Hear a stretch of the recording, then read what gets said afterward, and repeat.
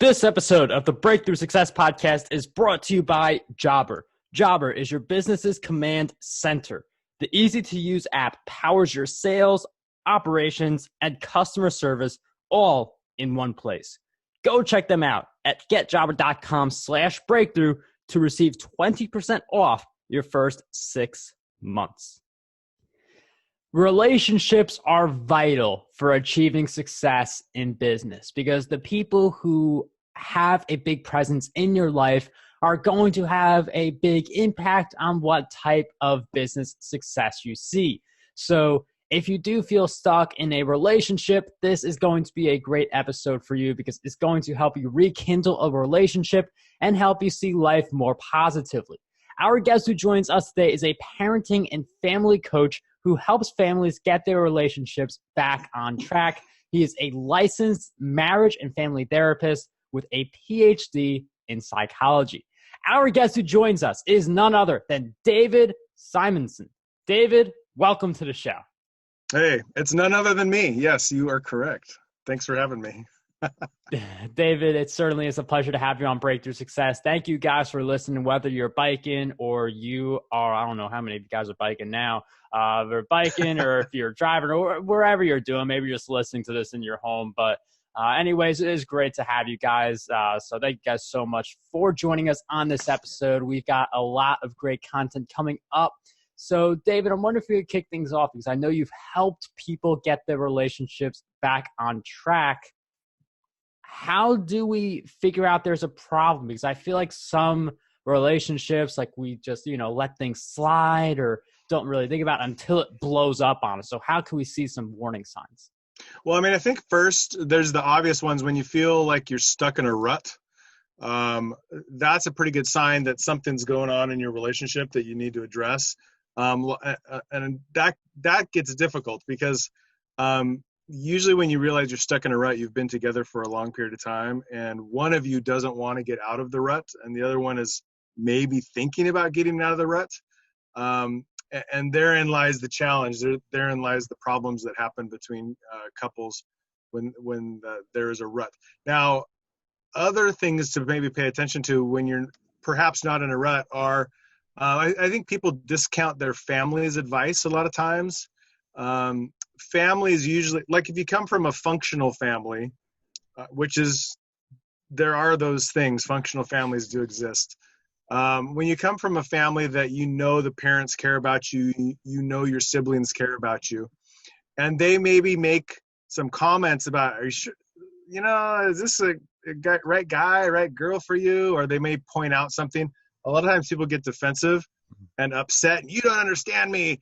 Who do you think you are, right? Rather than listening to these people that love you and care about you and considering what they have to say, that would be definitely something to pay attention to. And about if you're wondering what is going on poorly in your relationships. Another one, I think it's just you have to know yourself well. And so if you're in a relationship and you feel kind of defeated a lot, if you feel kind of this negative energy, and I'm not new agey, but I do believe that people have these energies that they give off that are positive and negative. If you're in a relationship with someone that every time you leave that person, you just don't feel great about yourselves, that is probably a great sign that you should not be in that relationship. And David brings up 2 great points, and it's very important to think about your relationships in context with the type of goals you want. Because if you feel negative around someone, that's going to affect how you work. That's going to affect how you approach life. So in some cases, you do have to get out of it. In other cases, you can make it work.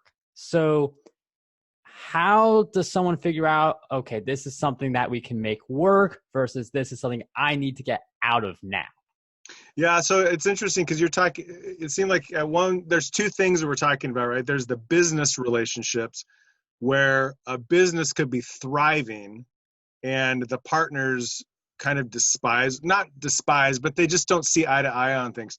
I think that's very different because I think you can create pretty clear boundaries so your business stays successful and you don't have to, be hand in hand with this business partner all the time. So I think that's a possibility. where a bad relationship can coexist. Now, when we're talking about being with a romantic partner, that kind of thing doesn't work well with romantic partners. I think that if you and a romantic partner are always at odds with one another and you're always having lots of fights and things like that, I think that's why I exist, so that you come to me and we try to figure out what's at the core of all these problems. And then if people get to this place where they just can't figure out what the problems are, that's when divorce happens or breakups happen, which sets it apart from a business partnership. Because business partnerships, the business partners can, not get along, but their business can be super successful. And I'm not super savvy into the business world, but I'm sure there are partnerships that have existed that are like that. And David mentions really getting to the core of the issue, which is really important. And when you do go really deep into stuff like that, you're going to get childhood memories. You're going to get like, Sure. when I was 5, like this happened to me and this impacts how I view people and go into relationships. So Yep. there are like a lot of things that when you take a deeper look at that core, is stuff that happened so long ago that's just been programmed to our minds. And being able to get at that core is the key to being able to solve some of these issues, or just realize this isn't going to work. Yeah, in my world, that's called family of origin issues, where how you were raised, maybe you were raised by a controlling parent. And so then you are now an adult, and then you have told yourself, I'm never going to let someone control me like my parents controlled me. But then you get into a relationship with someone that you really love and you care about, and then they start asking you to do things, and then you get easily annoyed with them and irritated. And I think at the core of that is often this idea like they're trying to control me, and that conflicts with this part of you that says no one should ever control you, right? And so then those two pieces butt up against one another, and a lot of times people aren't willing to figure that out, or they don't get with a good therapist to help them figure that out. And so then they just kind of take the path of divorce or breakup. But yeah, I agree with you. It's the family of origin stuff is super impactful on our adult lives. And I love how you bring up that example, especially someone like you, because you have worked with these people. So this isn't like hypothetical. Like you have probably sat with some of those people who had that type of experience or had a different core issue that gave them that flaw in the relationship. Now, there's some relationships naturally that are just a break off.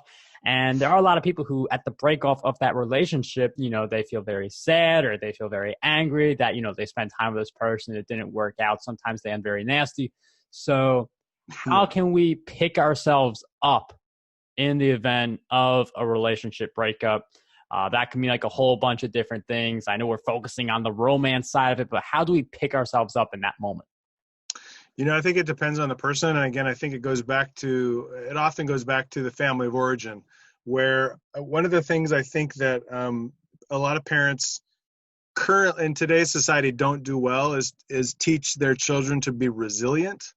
They don't teach their children to be resilient emotionally. And I think there's this, there's the idea of a helicopter parent. You probably have heard that, where a parent that's always around their kid, trying to put them in bubble wrap to protect them from everything and kind of micromanage their life.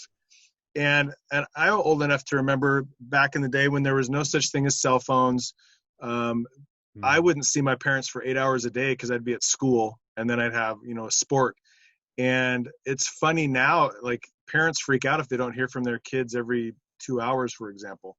So I think that one of the things for those of you that have kids that are listening, and for those of you that don't have kids yet, I think resilience is a huge thing. Emotional resilience.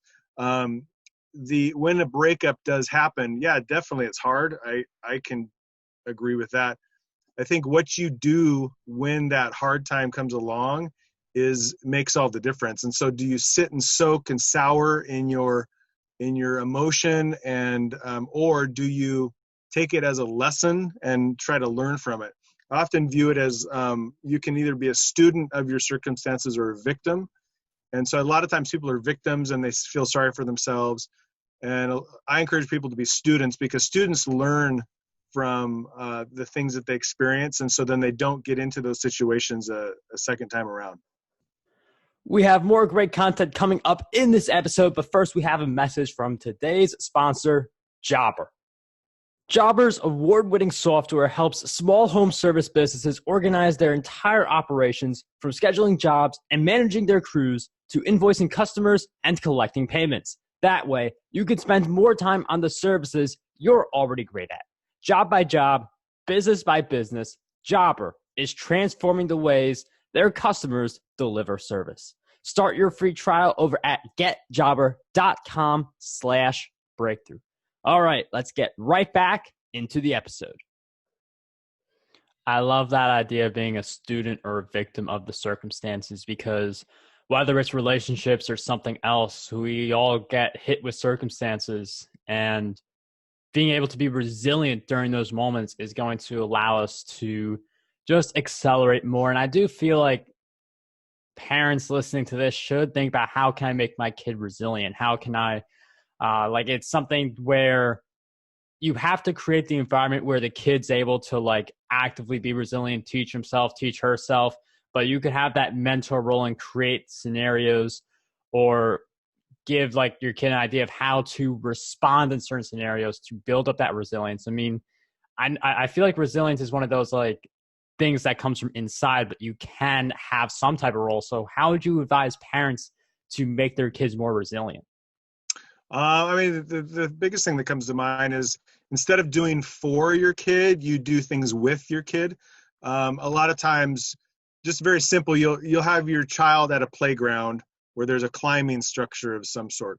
And so, a kid will get frustrated when they can't figure out how to climb up this bar or a rock formation or something.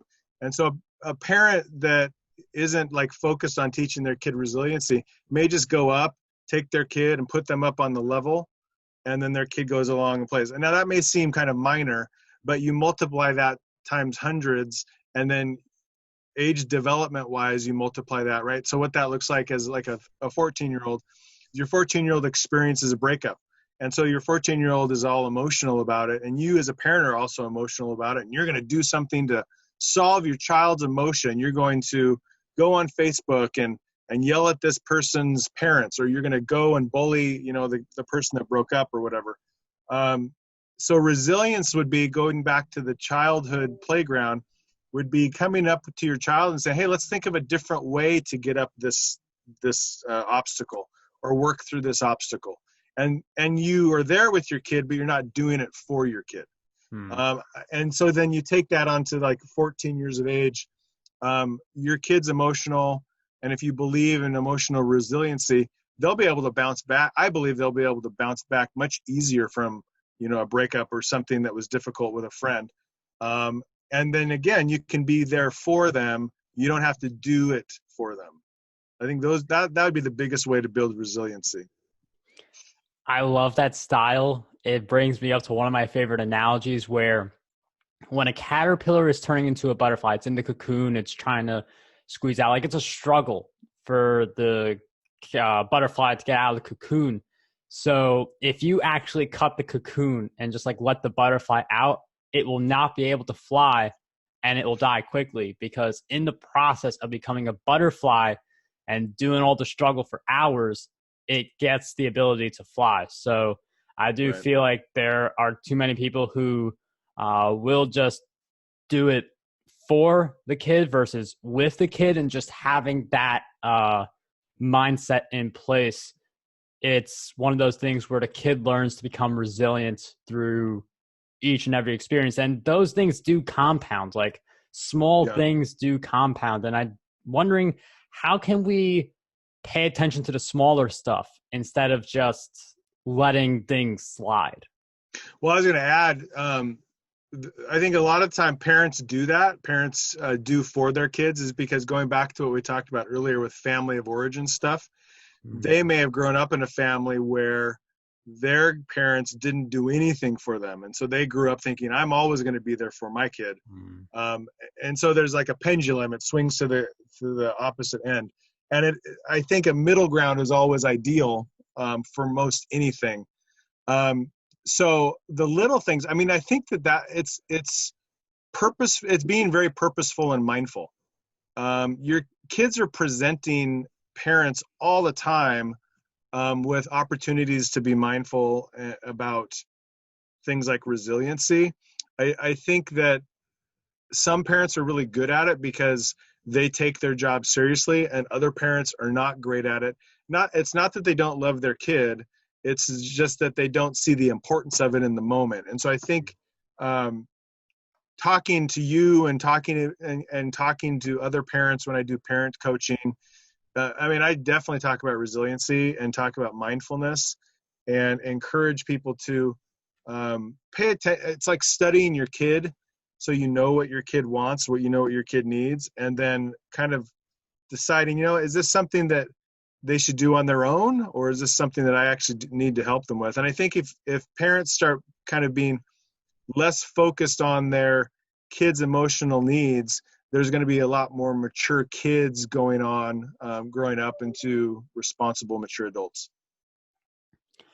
And I know we started this off talking about relationships from a romantic standpoint, but it's just as important to, think about all of your different relationships, whether it's romantic or your kid or just anyone within your family or business, and just being able to approach all of those better. So I do feel like if you approach all of your relationships with the right mindset, it's just going to help you get the type of results you want to see, like a successful kid, or in the business case, like just being able to accelerate the business and everyone likes each other. So it's really important to think about all of the relationships in your life and be able to think one at a time.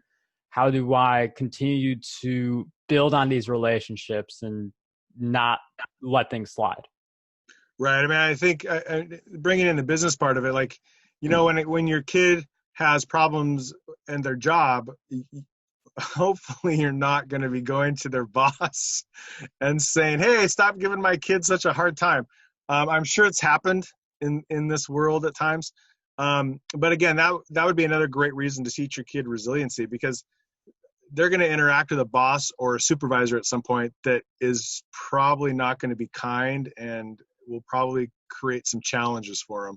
And so again, another reason for your child to have some resiliency in their life. David, I feel like this has been such a deep episode. We've covered so many different angles of relationships. I know you help people who may not feel like they've got the perfect scenario with their relationships. And I'm going to give you the plug right now to just share with us, where can we follow your work and journey? So I do a lot of stuff on Instagram under Dr. David Simonsen.